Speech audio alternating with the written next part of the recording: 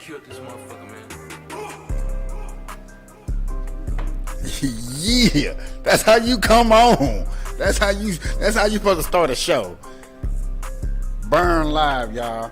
Marijuanically keeping y'all connected, dog. Hashtagging these red eyes, man. Changing the viewer's eye red. Keeping underage smoking off social media. I'm killing myself for your entertainment. Sitting here with friends and family starting a cannabisation here on the Burn Live and Cannabis Station. What's up, y'all? I know I try to make the intro all dramatic and all extra special and stuff. Like, what up, y'all? What we doing, y'all? What up? I already got my blunt roll for the first time. Freestyle Friday. Unless somebody's gonna put up in the comments an article that we want to look up today. Is there anything that we want to look up, y'all? Y'all put it in the articles today. Y'all let me know what's going. Man, we is cracking today. What's good? Look here, y'all. If I get a nice crowd like this,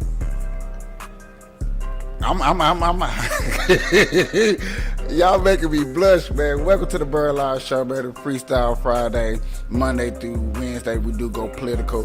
Thursday, you know what I'm saying? We talking about all the important things in life. I appreciate y'all stopping through. I'm your host, Capiche. Welcome to the Burn Live Show. I got my boy up in the building, y'all. We are live on YouTube. We are live on Facebook. We are live on Instagram. It's going down. Okay? So get your blunts, get your joints, get your bongs, get your papers, get your wraps. Let's get into this show, baby. Now, one of my main questions I love asking is, who got the 16 bars? This is Friday, y'all. It's all about the raps. It's all about the bars. It's all about the 16. Who got the hottest hits that you remember from the past, present, and future? You know what I'm saying? This is what today is about, man. Today is about them people with bars. Who got the hottest 16? Now, I was supposed to be lighting this blunt up the right way and a certain way, and I hope I reached the right complex. I appreciate everybody coming up in here showing love. I really appreciate it.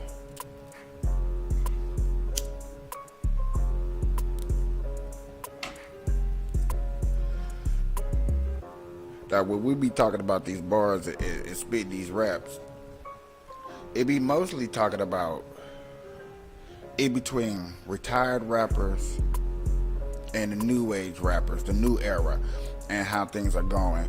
And back in the day, where you had to sell a record to be on, you had to sell a record. Nowadays, it's all about who's streaming your live services and stuff like that. Who's all up in here getting you crunk, and it really goes down.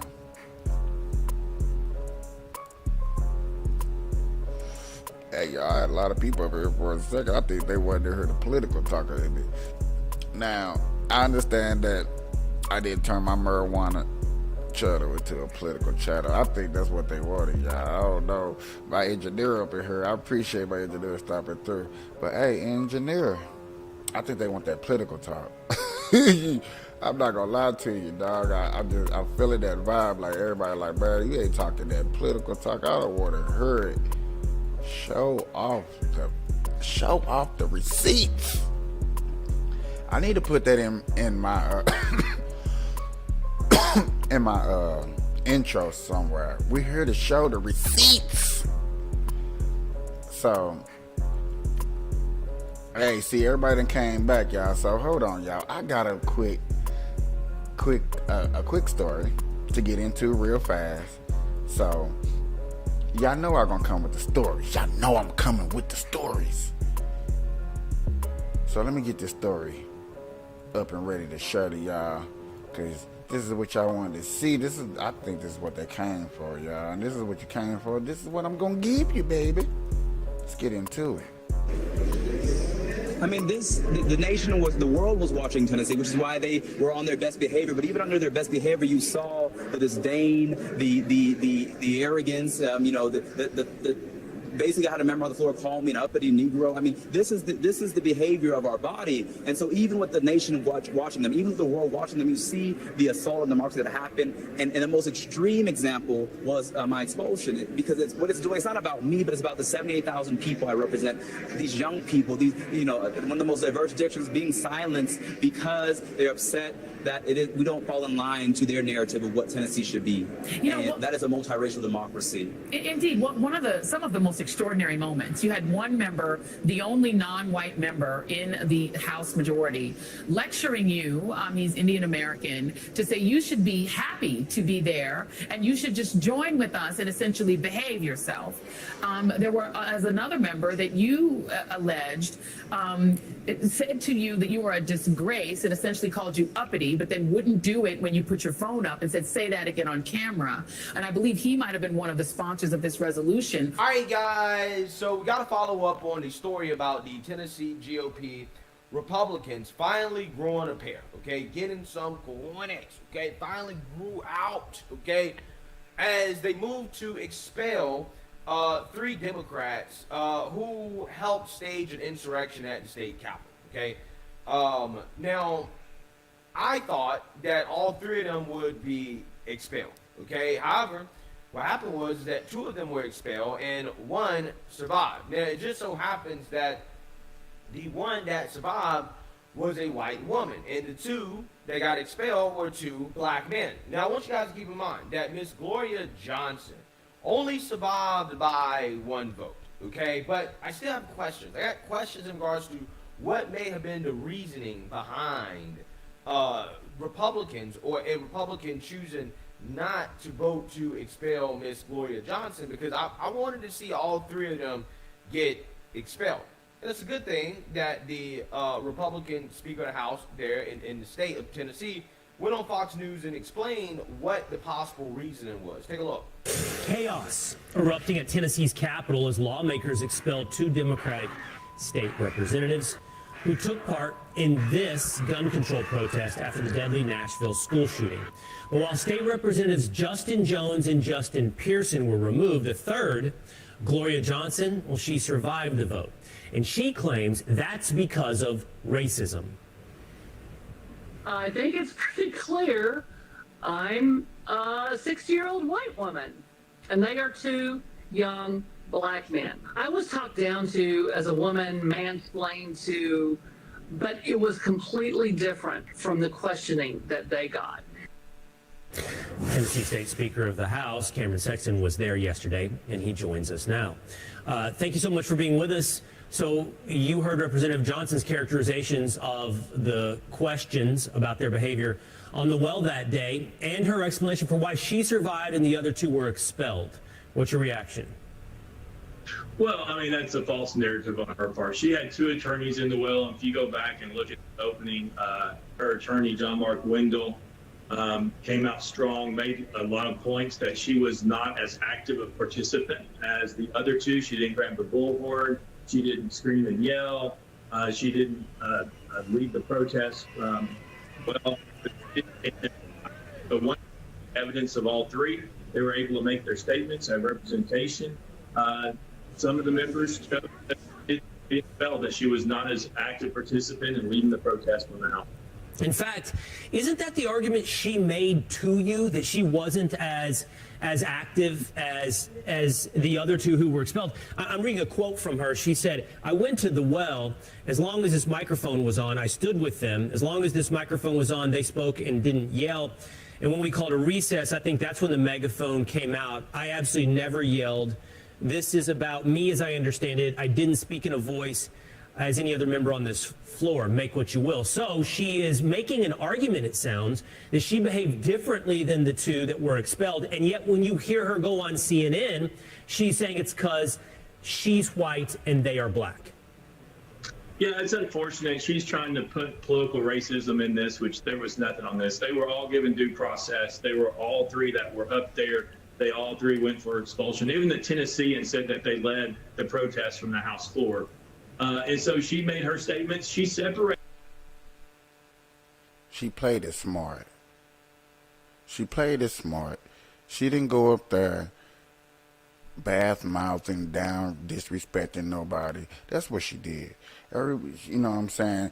That's B100. She played it smart. She strategized how to come towards the opposition, basically.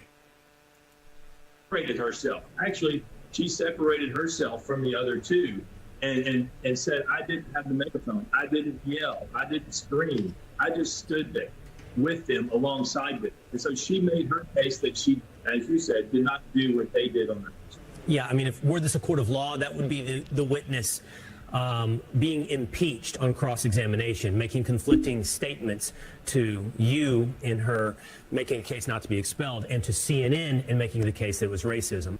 Yeah, so as you can see there, the mainstream liberal media, of course, is trying to peddle a narrative of racism here, that the only reason that Miss Gloria Johnson survived and the other two did not is because she is a white woman. However, according to her own testimony, she was not as active of a participant. She was not as disruptive as the other two. Okay, she seemed to be kind of third wheeling, right? And she was just there, okay, supporting them more so than actively participating. Again, according to her own testimony, right? But when asked and confronted about why there was a difference, she basically said that it was racism. She cried a race card. Again, you know, it's just funny because people with smooth brains can't process this idea that, hey, you know what, maybe, just maybe, there's something more to why certain people receive certain punishments than just race, even though there appears to be some type of disparity. If you actually listen to the arguments in regards to why the punishment was given out, maybe you can find an explanation that has nothing to do with race. But again, there are people out here, race hustlers, like the one we're about to talk about here today, Don Lemon, okay, who's going full woke here, trying to save his job at CNN because women hate him because he's a misogynist, a sexist, allegedly. You got smooth brain people like Don Lemon. They can't comprehend these things, right? They can't comprehend the idea that, hey, maybe, just maybe, they receive different punishments because they did different things, right? Or they had different levels of participation in the insurrection, right? Now, again, me personally, I still think that she should have been voted out. And keep in mind, she was only one vote short. So it's not like all of the Tennessee Republicans were like, oh, she's a white woman, we're not going to vote for her, right? Like, there was some people who legitimately listened to the arguments, like, okay, she didn't participate as much. But again, most Republicans thought that she should have been kicked out. But again, that doesn't stop the mainstream liberal media from crown racism. So let's react to Don Lemon here, crown racism over this incident. With you, God bless you. Representative, I know you got a long drive home. One final question for you. All right, well, Chairman Faison has left us. And the final question that I wanted to ask him was his explanation for why the two black Democrats were expelled and the woman, the white woman, who she acknowledged she believes race played a role in that, survived by one vote. Yeah, but again, CNN is going to fail to mention her other argument as to why she wasn't punished as much, which is that she didn't participate as much, right? She was not a leader in the incident here. Yep. I think it's obvious. Look, It's obvious, Don. they could have done a censure, right? I think the right question was why take the most drastic action afterwards? Because this is what Democrats would have done, right? Let's just say the roles were reversed, right? Okay, and Democrats had control and that was a conservative protest. Democrats would have done it, right? This is exactly what Democrats would have done. They would not have held back. Again, this is what Democrats asked for. This is what... All the reason I'm not talking right now because there's really nothing for me to explain. You know what I'm saying? Testimony was out there. She didn't do as much as everybody. There's really, truly nothing else for me to explain or try to go over to make an argument when it's truly just self-explanatory. These are one of those self-explanatory stories that are out there, and I'm just really want to just hear what Don Lemon has to say and how he's going to try to change the narrative, like my boy saying on her. Liberals asked for. So now they want to melt down and boo-hoo and cry about it, but they set the precedent to do this type of stuff. This is what we're at in politics. You got to fight fire with fire, right? You can't be soft on these people. You can't. It is what it is. I don't like it, but it is what it is. This is exactly what our country was built on protesting. Not everyone, protests aren't perfect. It's also unconscious bias. It's racism. It's a double standard in our society. Obviously, I can have to say, I would doubt they would have done this to white members, because guess what? They didn't. Yeah, but again, Don, only by one vote. Only by one vote, Don. Again, these people are so simple-minded, bro. I don't understand, like, I do understand. It's easy to go out here and just to say, well, it's racism, right? It's an easy thing to do. You don't have to think about that. You don't have to actually dive deep into what was said, what were the arguments. You don't have to do any of that. All you have to do is come and say, well, it's racism. It's racism, right? And then you get your woke points. He also mentioned unconscious bias, which basically is just, well, if we can't outright say it's racism, then we call it unconscious bias, right? That's what they do, okay? That's what unconscious bias is. They did it to the two black members, and especially the two black men. It's like usually, especially with something like this, the way people think about black men in this society needs to really be examined, especially with protests, especially with how we express ourselves. If you look at the member there, the guy with the afro, right? He's very outspoken, Justin Pierce, right? I just wanted to be clear because there are two Justins. Yeah. I just wanted to be clear about because he is the afro. Yeah, militant or whatever you want to call him, outspoken, but that's his way of expressing himself. And it doesn't mean that he's being rude or boisterous or whatever. He's expressing himself, and that's how he feels. Well, he interrupted an official proceeding, which is, you know, what the January 6th protesters allegedly did. And Don Lemon didn't come up here and give this whole explanation, this defense of, well, this is how they were expressing themselves, right? Just walking into the Capitol and getting a tour was how they was expressing themselves, right? Nah. They were never given that benefit of the doubt, right? But when these people, when they go and then they stage an insurrection, they interrupt the official proceeding, right? They're staging the insurrection. This is what Democrats told us. This is what an insurrection is, right? All of a sudden, there's this soap opera explanation of why it's okay, right? Oh, he's just expressing himself. Sure. He can express himself and follow the rules, right? That's how you express yourself in an orderly fashion, and he chose not to do that. So therefore, he has to be punished. And the other guy is a more subdued, and he's going to be on the other Justin, I should say, because there are two Justins. That's why I keep saying Justin Jones. That's the way he expresses himself. And so I think that we really need to think about the double standard in society. You may want to call it unconscious bias. It's racism. That's all that it is. And what they were trying to do was something that was good for the country and for Tennessee and for the country, and they ended up with the worst outcome. And I think it's racism. It's racism for the dime. Again, absolutely amazing stuff. Look, I can understand why people's initial reaction would be racism. Now, I ain't gonna lie, when I initially saw it, the first thing I said in my mind was, I want an explanation, right? Because I was disappointed. And when I heard the explanation, and then I saw, okay, well, she only got missed by one vote, right? It was only one vote away from being kicked out. I'm like, okay, well, now it makes a little bit more sense, right? Okay, she wasn't a ringleader, right? She wasn't doing as much. She was just kind of there, right? So I get it, right? I get it. Again, do I like that outcome? No, I want to see all of them get expelled, but you know what? Asking for too damn much. She didn't do nothing. Chill out. That's basically all I have to really say. Like, she didn't do nothing. Yeah, she was there, so what? She made a good argument to where she didn't get expelled. And, that's the truly outcome. Get over it. Grow up. You know what I'm saying? Let's go find another fight to go fight. For real. There's, not to be trying to say that I'm here to argue. Oh, my boy. Lawyer's reaction.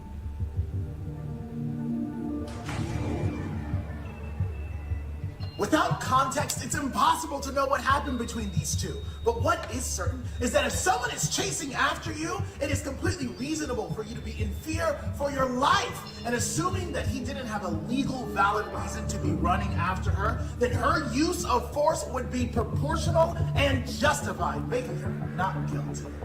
Lawyer's reaction. I like watching that stuff, bro. I really do. I really do. Okay, so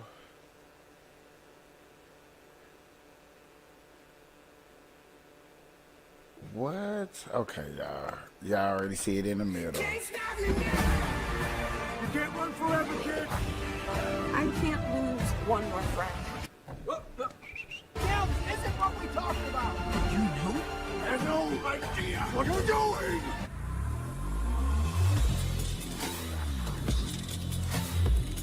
Now, yes, I am finna have a lot to say about this. I am finna have a lot to say because I am a comic book geek. I'm a nerd. So, for you to automatically finna come in up in here into a world that you don't know nothing about. And I understand that he's old enough to where he used to read comic books, but bro, you have not read every comic book that's out here. So yes, I do have things to say about this. This video is brought to you by puretalk.com. Puretalk.com. Keep your number. You keep, like, you know, the funny thing is they have this acronym, right? Or not acronym, but they have these series of letters that says lesbian, gay, bi, trans, which bi ain't even a real thing. You just freaky. You ain't got, they ain't a thing. If you can do both of them, you can do one. So they just making up stuff, everything past bi. But they got trans, ally, queer, and all, and two spirits, and all kind of stuff they got in there. But none of it is straight, right? Why isn't the movement incorporating people who are straight? Why isn't the movement incorporating people who, you know, of all different identities, persuasions? Because that's how you know it's full of crap. It's not about unity. It's all of us degenerates and misfits against everybody else. That's what they know. They know it is. They know that's what it is. You my boy. I like watching his videos, y'all, but that ain't got nothing to do with the Spider-Man. It ain't got nothing to do with Spider-Man, bro. That's why they separate themselves. So I'm gonna pop it up on the screen for those of you who are watching on the Salem News channel, or you plan on watching it. The trailer, in the top corner, if you pause it, it says "Protect Trans Kids," and it's a LGBTQ flag. And this little girl or whoever this is kind of walking through a door, and they got this subliminal message right here. Like, I read the Bible, and the Bible talks about the end times, but I did not know that we were this close. There is no reason for a movie trailer to have a "Protect Trans Kid" flag in the top of the doorway. Like, and they don't got it really out in the open. They kind of like got it subliminal. You have to just kind of freeze it real quick and you'll see it. Like what is actually happening in our country? If you know, it's weird to me because I don't care what nobody say. Any real doctor would agree with me is that transgenderism is a mental illness. Homosexuality is a mental illness. That does not mean you're a bad person.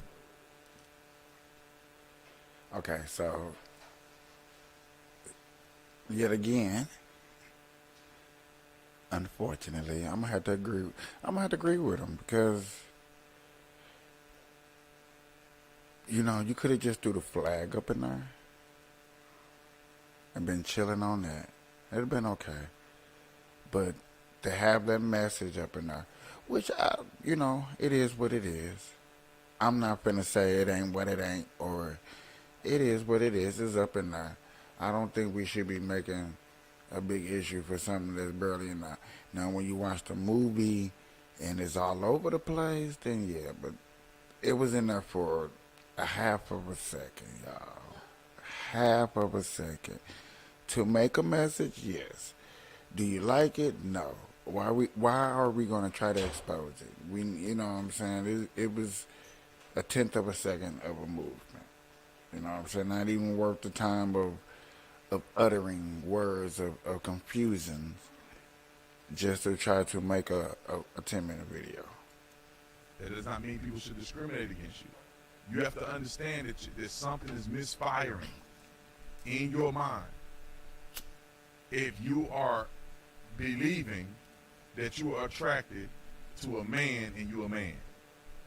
That don't mean you're a bad person. That don't mean people should discriminate against you. It just means that something ain't firing properly in your mind. And I believe that all of these things are mental illnesses that we're forcing people into. This is not science. What science says, like this is what people should be trying to figure out. Clearly, through evolution, if there was a gay gene, like somehow there was something in the DNA that could not be manipulated, that caused a certain group of people to just be this way. Over, and for the scientific people out there, over the thousands and tens of thousands. Okay, y'all. Not a big issue.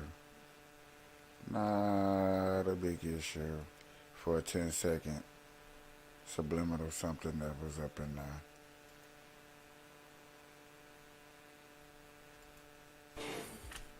Good evening and welcome to Tucker Carlson's site. There's much fallout this evening, and there will be for months, stemming from the arraignment of the Republican frontrunner in Manhattan yesterday. And we're going to cover that in some detail. But we want to start tonight with a trend that we have noticed that might be worth knowing about, and it has to do with the dollar. For nearly 80 years since the end of the Second World War, the U.S. dollar has effectively been the currency of the world. For our entire lifetimes, there was virtually no place on the entire globe you could go that would turn down a 20. Andrew Jackson's face beside the famous seal of the U.S. Treasury was probably America's best-known export. From Dar es Salaam to Sri Lanka to the smallest gold mining outpost in the Amazon basin, every shopkeeper on earth recognized a $20 bill. The dollar was universal, and not just universal in commerce, though the majority of international transactions were conducted in dollars, but universally held as a long-term store of value globally. The world's central banks stockpiled U.S. dollars, far more than any other currency. Now, most Americans may not have known that, or they did, but it doesn't matter what they knew. It was very good for everyone who lives here. Because there were so many U.S. dollars in circulation outside of the country, the cost of borrowing money inside the country remained artificially low. And that's one of the reasons that in this country, America, middle-class people could buy their own homes. The U.S. government, meanwhile, was able to run up astronomical debts without many obvious consequences. Now, from time to time, the Congress would debate something called the debt ceiling, but it was abstract. For most people, the entire topic didn't seem very relevant to their lives because for most of that time, it really wasn't. America printed the U.S. dollar, we controlled the global reserve currency, and that meant that for us, money was cheap. We had privileges that nobody else in the world had. Dude, I wish my people was watching this. This is the story I should have probably led off. On my mom, I should have led off with this story right here, so we can understand of how the currency works, where it's coming from, how it's moved, and what makes us be able to afford and use the tools and trucks and the luxury houses and things that we have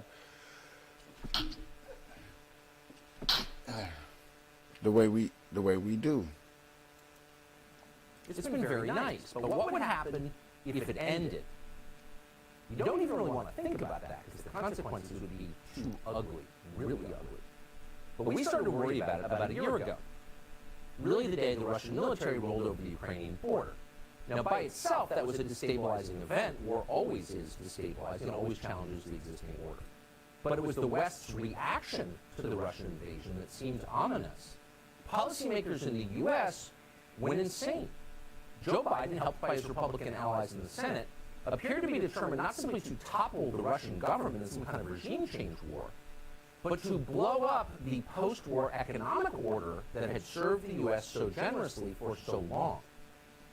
So we thought... Basically meaning that every currency that America was using to make money, he done burnt it up. That's crazy, bro. That's crazy. That's messed up. To brag off building jobs off a pandemic just because you opened up the country.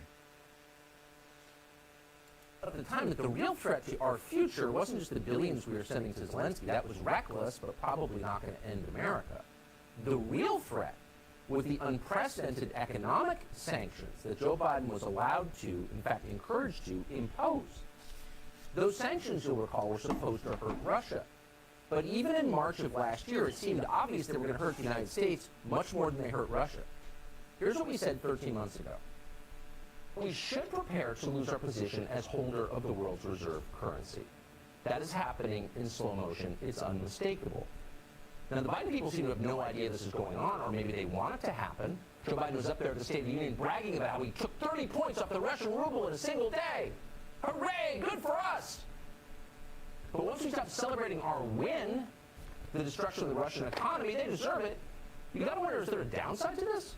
Could it be a Pyrrhic victory? Let's see. These policies have driven Russia, China, India, Turkey, and other countries to accelerate their flight from the U.S. dollar.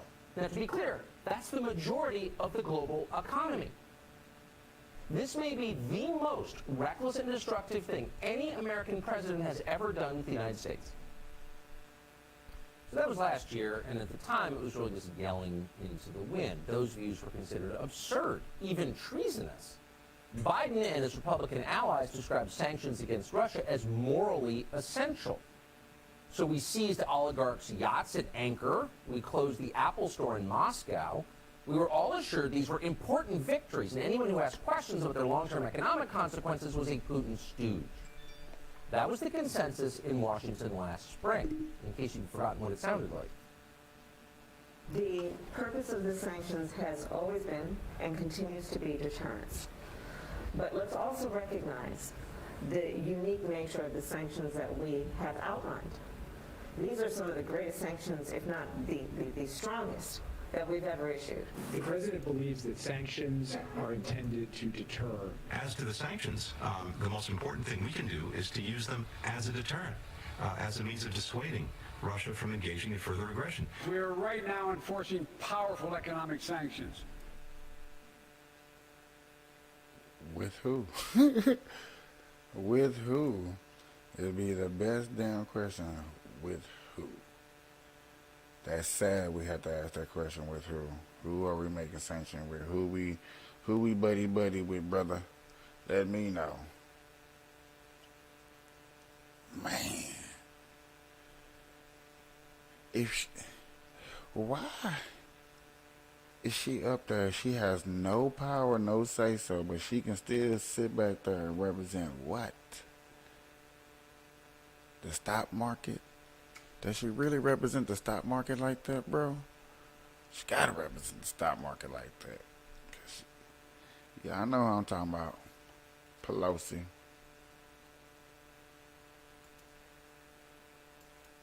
We're cutting off Russia's largest banks in the international financial system, preventing Russia's central bank from defending the Russian ruble, making Putin 600... What?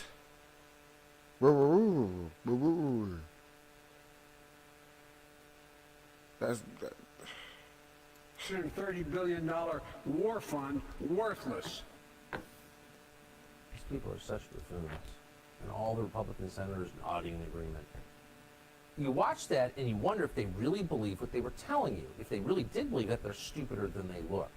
These sanctions were never going to work in the way they promised because, unlike the United States, Russia does not have a late-stage finance economy.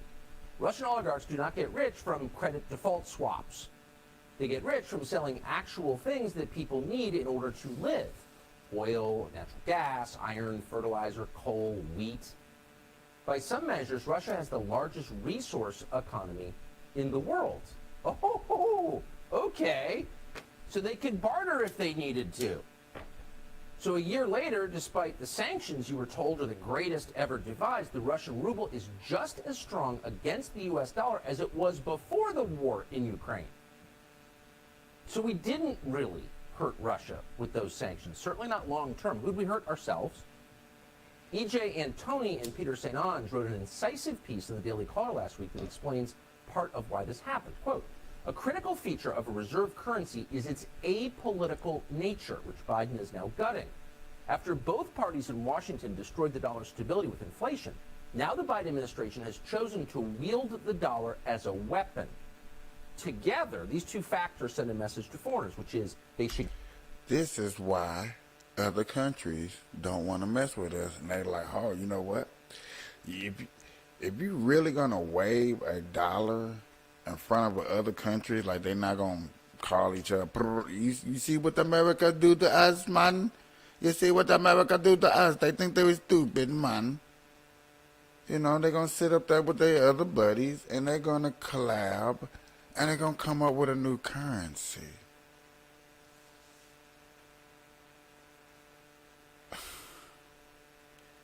We're here to make money. The money is here to be made. But yet we're going to take our own American resources that we had, or allies that we had with other countries, away from us. Please try to make that make sense. If y'all see where it's going, like, that makes no sense, bro. I'm just saying, it really doesn't. We're here as a country, you know what I'm saying? We're not going to war with nobody. We're not at war as America. You know what I'm saying? Somebody was telling me earlier that we at war with somebody, and I'm like, no. Any war that we fight right now is fighting somebody else's war. And normally when we fight somebody else's war, you know, we're making money because we're sending tanks, bullet shells, troops, hats, water. You know, we're sending these supplies to the troops, you know, and we make money off of that. So, yet again, this is telling me that they're going to cut off our dollar because we don't have other things to resource, especially if there's not a war that we want to fund, that we want to be a part of. And then stuff like that will make, I'm thinking, theoretically, will make a president probably want to join a war that we have nothing to do with. Send out threats and, oh, we're going to do this, we're going to do that, to people claiming that we're going to do something where we're not. You know what I'm saying? We're just playing boogeyman. Boo. Scare you. Get out while they still can. In response to Russia's war with Ukraine, the U.S. froze the dollar reserves of Russia's central bank. To be clear, these were not American assets. These were dollars owned by the Russian central bank and the Russian people. The seizure was intended to cause bank runs and collapse Russia's credit system. It didn't work. Instead, it exposed the Biden administration's willingness to violate the trillions of dollars that foreigners rightfully own. The danger of this precedent is difficult to overstate, end quote. Now, all of us saw that happening, but you couldn't say anything because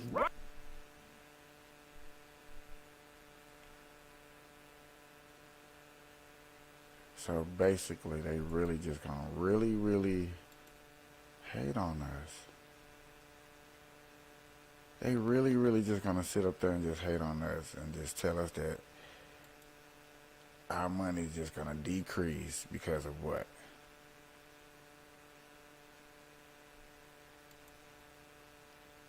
because other countries want to hook up and link up and want to be a part of something bigger than America, because we got a bad president at the moment. Yeah, we do. We got a bad president at the moment, and it really do be showing. And the things that he be doing, I can't believe that we be going through this.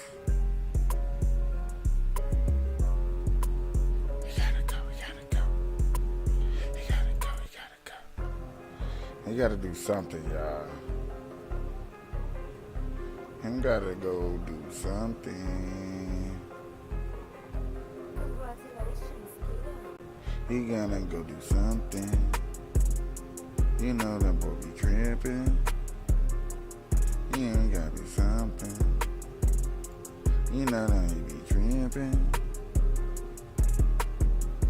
Some be tripping on you. Some be tripping on me. Presidents be going.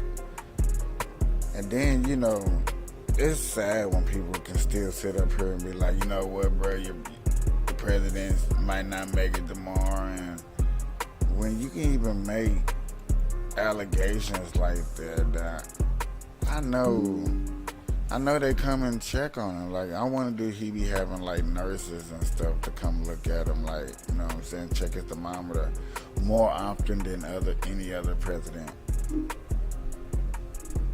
I'm just curious, you know what I'm saying, because too many people left and right, or whoever ever, I always be having something to say. I always be joking and making jokes and saying these weird things about your boy. You know, before I send him to another country, I would want to check, like, hey man, you know, they got you running up and down stairs and people making fun of you, and we're backing you up because you was supposed to represent what? Us. For what's up?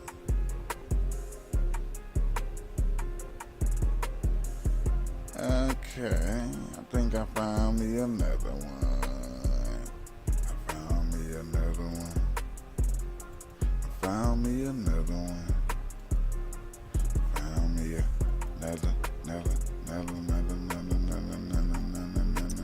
Those attacks in spite of the judge's own warning to Trump to not incite violence. I want to bring in Mike Davis, a Trump legal ally and former Gorsuch clerk. Mike, thanks for your time tonight. So you just heard Donald Trump. That was just one of many attacks he made last night. Why target the judge like that in particular? No well why. Back off.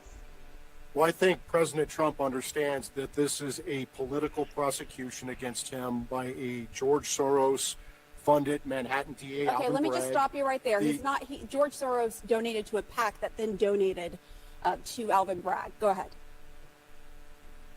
Okay, so it was George Soros' money that went to support Alvin Bragg's campaign. The prior Manhattan DA declined to prosecute these charges at Alvin Bragg's urging when Alvin Bragg worked for the Attorney General's office. The Manhattan U.S. Attorney declined to prosecute these charges. The Federal Election Commission declined to prosecute these charges. And Alvin Bragg himself declined to prosecute these charges until he started taking heat from the left. And so then Alvin Bragg recruited one of the top officials from the Biden Justice Department, Matthew Colangelo. He was in the number 3 office in the Biden Justice Department to come revive this dead case in the Manhattan DA's office. They brought these bogus political charges against President Trump, and then he finds out that this judge actually donated to Biden's campaign. So that at least raises the appearance of impartiality, the appearance that this judge could be not be impartial against President Trump. You threw out a lot there. Let me just go back and fact check a few things. First of all, Cy Vance, who's the former DA in Manhattan, he said that the federal prosecutors asked him to step away from this case. That was something that they were looking at the time. We've heard from Alvin Bragg saying that he developed new evidence, which is why this case was brought back. So those are a few aspects, but we're talking about the judge in particular in this case, right? Trump went after this judge only hours after the judge warned him in that courtroom, do not engage in rhetoric that has the potential to cause harm to anyone, to incite violence. Violence? What violence? Was it wrong for former President Trump to target the judge only hours after that? So I'm not understanding what President Trump said there that could potentially incite violence. And I find it very interesting that the same Democrats who are criticizing President Trump now because he's getting railroaded in New York were awfully quiet when Democrats were running illegal obstruction of justice campaigns outside of Supreme Court justices' homes for months, still running them, that led to a 1 a.m. assassination attempt against Justice Kavanaugh, his wife, Ashley, and their 2 teenage daughters. Nothing to see here, please. I'm not sure about the Democratic conspiracy, but that's not even what I'm asking you about. So let's focus on exactly what we're talking about. Trump called the judge Trump-hating. He said this is a Trump-hating judge, that his daughter was involved in Democratic politics, and the concern is that that could go against exactly what the judge had asked for in the courtroom. Because as you well know, the former president has a fervent, devout group of followers. You know that. Well, I mean, are these the same followers who tried to kill Justice Kavanaugh in his home? Okay, I mean, we're focusing on this topic. We're focusing on this topic, but how much of this has to do with trying to get the judge off of this case, in your view? Well, I mean, if the judge has the appearance of bias, which it looks like he does, he donated to Joe Biden's campaign, he should get off this case. And this judge has a history with President Trump in prior cases. So maybe that's what President Trump is referring to. This case is now moving into discovery. What kind of fight should we expect to see from the Trump team? Will lawyers try to delay as much as they can, pushing it toward the election? I don't understand why the lawyers would want to delay this case at all. It's a dog of a case. Even the New York Times and the Washington Post have pretty much laughed at this case. Those guys are clowns. It's a joke of a legal theory that Alvin Bragg is pursuing. It's clearly a political hit. He's colluding with Matthew Colangelo from the Biden Justice Department to use legal lawfare here to get Trump. And let me just say, too, we should note that one of Trump's attorneys, Joe Tacopina, he openly says that the judge in this case is not biased. That is important to note here. And what evidence do you have that they are colluding in this conspiracy, that this former DOJ employee under Biden is colluding in this conspiracy against Trump? What evidence do you have? Because I've heard you in other interviews bring up that same exact thing. Well, Matthew Colangelo was he was the number 2 to the number 3 in the Biden Justice Department. And then in December, Alvin Bragg hired him to go work in the Manhattan DA's office. Do you think that there were any conversations, or do you think Matthew Colangelo just quit his job in the Biden Justice Department and went and knocked on Alvin Bragg's door in Manhattan? Clearly they had discussions. And I hope that House Judiciary Committee Chairman subpoenas those records from the Biden Justice Department and the communications between Bragg and Colangelo. Do you think that this will end up going to trial? It will probably go to trial because I don't think Trump's going to get a fair hearing in New York when you have the Democrat Party machine picking these local Manhattan trial judges, and we haven't had a Republican governor in New York in 17 years. And so there's no chance he's going to get a fair appeal. So, yes, this is going to go to trial. And when you have a 95% jury pool that hates Donald Trump, you know, he's not going to get a fair trial. What is your evidence for that? What is your evidence that 95% hate Donald Trump? You're throwing a lot of stuff out there, and I just am wondering what exactly you have specifically to back up your claims. So we know that the Manhattan DA took $1 million in campaign support from 2 different PACs, not just one, 2 different PACs to support his campaign. So $1 million from George Soros. We know that this case was dead. It got passed over. Hold on, it wasn't $1 million. Hold on. George Soros gave $1 million to a progressive PAC. That progressive PAC gave $500,000 to Alvin Bragg. None of it was earmarked for Bragg. George Soros' reps say that they had never communicated. There was nothing of the sort. But go ahead. That's the first one. There's also a second PAC, the New York PAC. You're talking. There are 2 different PACs. So you should probably take a look at that when you're fact checking me. But so you have this Soros-funded DA bringing these bogus political charges, and you have a judge on this case who donated to Trump's political opponent, Joe Biden. So you tell me if that looks like a fair So why process. did Joe Tacopina say that the judge wasn't biased? He wasn't concerned about that. Why did he say that then? Are you saying he was wrong?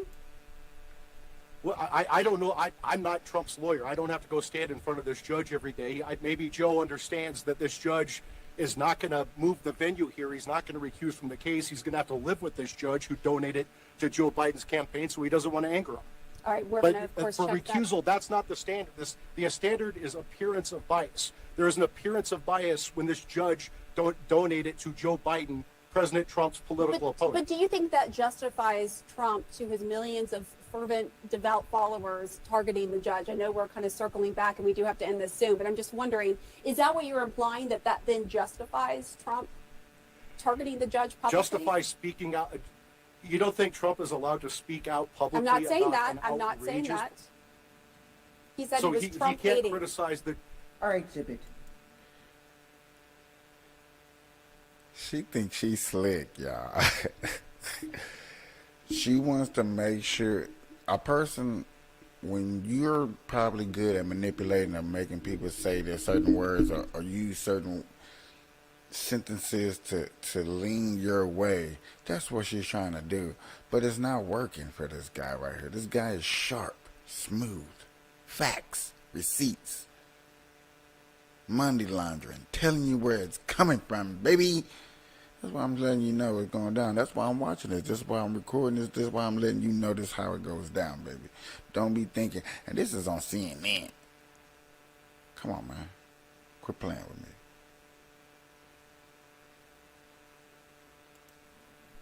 Well, I think I think you have to look at the history of this judge with Trump and prior lawsuits. I understand, wasn't this the judge who sent President Trump's 75-year-old accountant to Rikers Island? I mean, there's a history here that Trump is referring to. And we should note that Michael Bloomberg, when he was a Republican, first appointed this judge, later on a Democratic governor. And we're actually going to speak to a retired judge later in the show to talk about all this. But Mike Davis, really good to have you on and to hear your points in this case in defense of Donald Trump. We appreciate your time. Thank you so much. Thank you.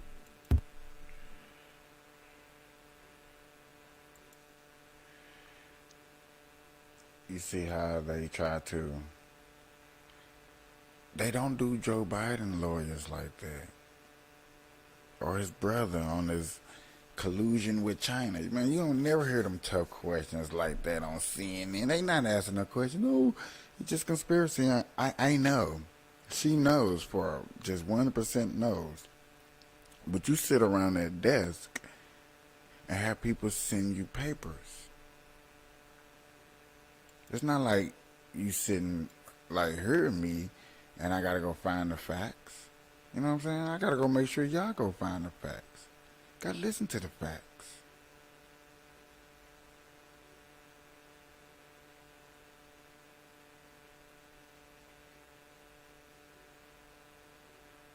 Got another little quick one. Got another little quick little story for y'all. When we run, they wanna play and do this and do it all day. I don't know what to go do, they say.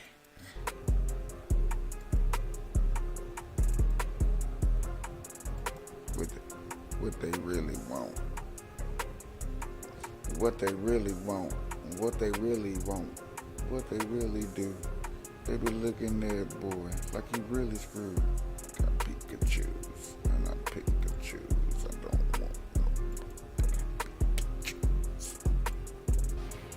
Every night for the last 8 years, Democrats have gone to bed hoping that when they wake up, their dreams would come true. Last night, that dream finally came true. President Trump was arrested. But it didn't happen the way Democrats wanted. They wanted Trump in handcuffs, didn't get it. They wanted his mugshot, they didn't get it. They wanted violence at the courthouse, they didn't get it. Now remember last night they were saying we was crying. We showed you a podcast of, man, look at them crying, man. They all crying. Dude, these are the same people. Same wanted stories. a gag order, didn't get it. They wanted cameras in the courtroom, but they didn't get it. They wanted a solid legal case, and they definitely didn't get that. Democrats were convinced Trump was a criminal. They knew it in their hearts. They were waiting for Bragg to tell them what the crime was. Was it murder? Was it armed robbery, assault? What'd you get him on, Bragg? But when the big moment came, Bragg couldn't perform. Well, speaking as someone who very strongly does not want Donald Trump to get the Republican presidential nomination, I'm extraordinarily distressed by this document. I think this is even weaker than I feared it would be. If I had to characterize it, it's disappointment. I think everyone was hoping we would see more. I had hoped that there would be more in the indictment. Here's where we're going to run into legal problems, because the indictment does not say what that second crime is, which is completely inexplicable to me. It's unclear exactly. What a disappointment. Most of the country wanted to hear what Trump had to say about the indictment, so he stepped in front of the cameras around 8:30 last night to talk to us. Pretty big news event, right? Right now, the former president himself is making remarks tonight from his home in Florida. As far as we can tell, and what we were prepared for here is that this is basically a campaign speech in which he is repeating his same lies and allegations against his perceived enemies. It is just getting started. So far, he's just giving his normal list of grievances. We don't consider that necessarily newsworthy. The Russia lady doesn't want to air any lies, grievances, nothing. They'll just watch it, chop it, and show you whatever they think you're allowed to say. It's time to bury this indictment. No one even understands what Bragg is going for. He chopped a private payment to a woman into 34 felony counts. Bragg says Trump didn't mark the right ledger. Now, if that was a crime, the statute of limitations expired a long time ago. Bragg's bringing it back to life, splicing it with another crime, but he won't tell us what the other crime is. Is it a New York tax crime? Bragg says Trump actually paid more taxes than he owed. He should get a refund, not handcuffs. Is it a New York state election law violation? Well, Trump didn't run in a New York state election. Is it a federal election law violation? Well, then it's out of Bragg's jurisdiction. He's a state prosecutor. And if Trump defrauded voters in the 2016 election, why are all the charges from 2017? Trump wasn't campaigning in 2017. He was already president.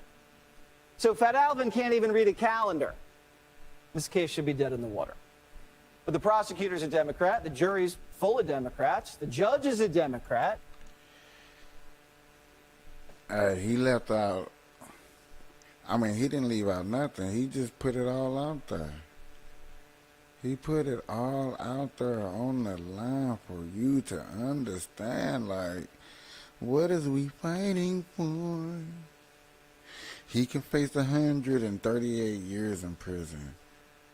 But y'all taking a case that, like you said, is outdated, out everything, and we want to make it into something.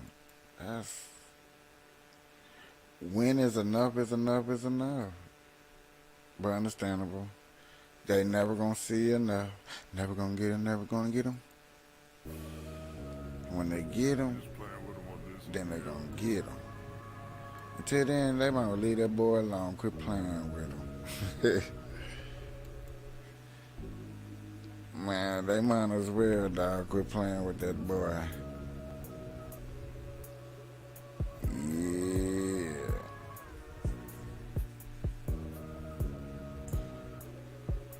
We just waiting on more stories to let me know. Like, man, we ready.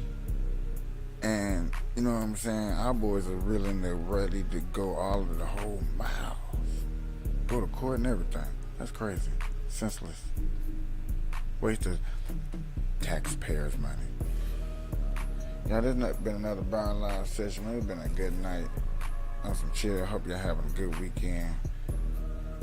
Now, tonight I'm going to keep my word. We going to keep it to the club life. You know what I'm saying? I just wanted to throw them extra little repeats of stories, just let you know that I am following up. New page just started, y'all. Have a good night. You know what I'm saying? Until next time.